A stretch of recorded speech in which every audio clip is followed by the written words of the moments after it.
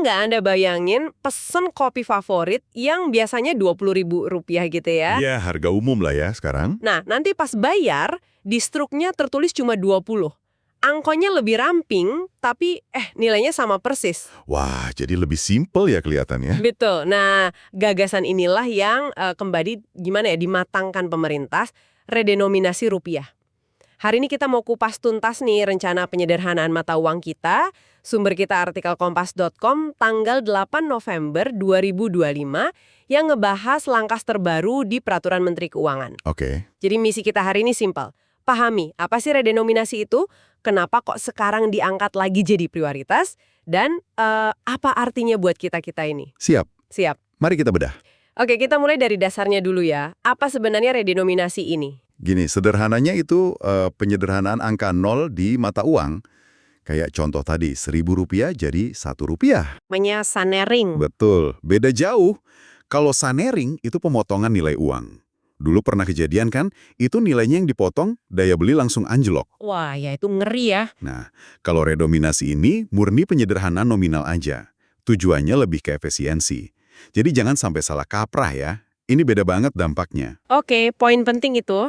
Nah, terus pertanyaannya, kapan nih kira-kira bakal kejadian? Menurut artikel kompas.com itu, rancangan undang-undang atau RUU soal perubahan harga rupiah ini udah masuk rencana strategis Kemenkeu 2025-2029. Oh, udah ada payung hukumnya ya berarti di PMK nomor 70 tahun 2025 itu ya? Ya, betul.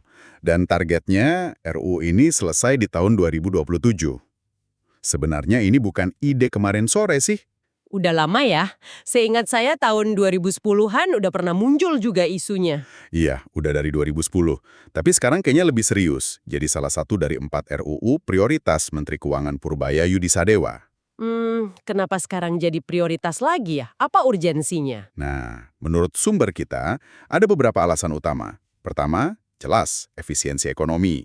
Transaksi jadi lebih ringkas, catat akuntansi lebih gampang, mesin hitung juga bebannya berkurang. Masuk akal sih itu. Kedua, ini dianggap bisa memperkuat daya saing ekonomi kita. Ketiga, harapannya sih bisa ikut menjaga stabilitas nilai rupiah dalam jangka panjang. Dan satu lagi tadi soal kredibilitas ya. Iya, itu juga sering disebut meningkatkan kredibilitas rupiah di mata internasional.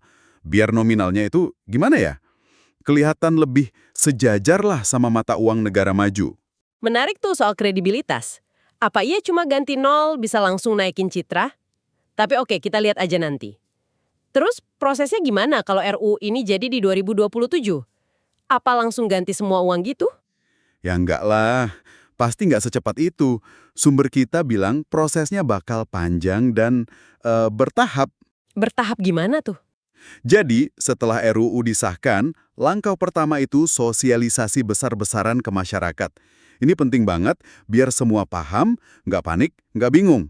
Oke, sosialisasi dulu. Terus? Terus penyesuaian sistem di mana-mana, perbankan, sistem pembayaran, mesin kasir, ATM, wah banyak itu. Dan yang penting juga, bakal ada masa transisi.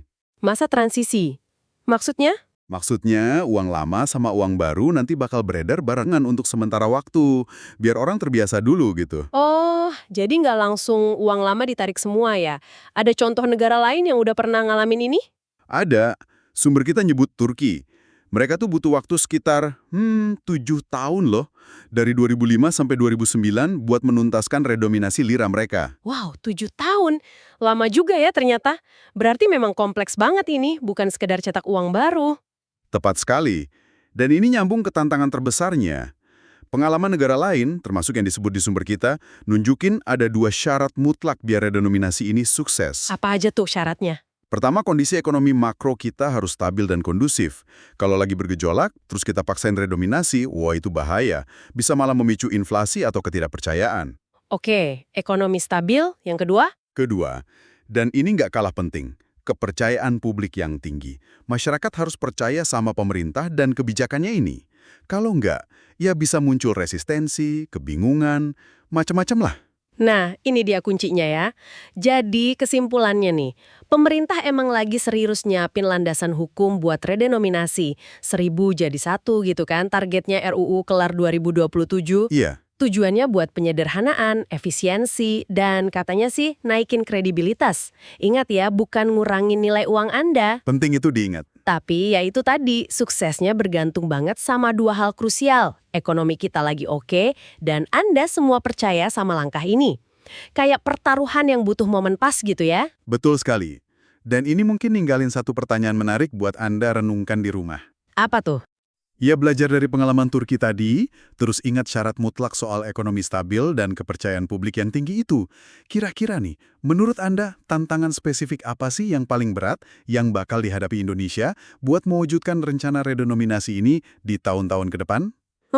Pertanyaan bagus tuh. Sesuatu buat dipikirin ya.